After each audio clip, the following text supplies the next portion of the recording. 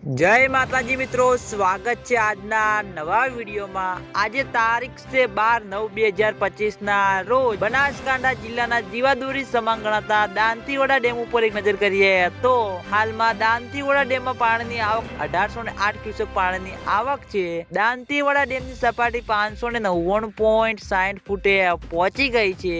દાંતીવાડા ડેમની ભયાનક સપાટી 604 ફૂટ છે। સીપુ ડેમ ઉપર એક નજર કરીએ તો સીપુ ડેમમાં હાલમાં પાણીની આવક ચાલુ થઈ નથી। સીપુ ડેમની સપાટી 582.61 ફૂટે છે। સીપુ ડેમની ભયાનક સપાટી 611 ફૂટ છે। અને હવે મુક્તેશ્વર ડેમ ઉપર એક નજર કરીએ તો હાલમાં મુક્તેશ્વર ડેમમાં પાણીની આવક 554 ક્યુસેક પાણીની આવક છે। મુક્તેશ્વર ડેમની સપાટી 660.43 ફૂટે પહોંચી ગઈ છે। મુક્તેશ્વર ડેમની ભયાનક સપાટી 661.58 ફૂટ છે। અને મુક્તેશ્વર ડેમનો એક દરવાજો ખુલ્લો છે।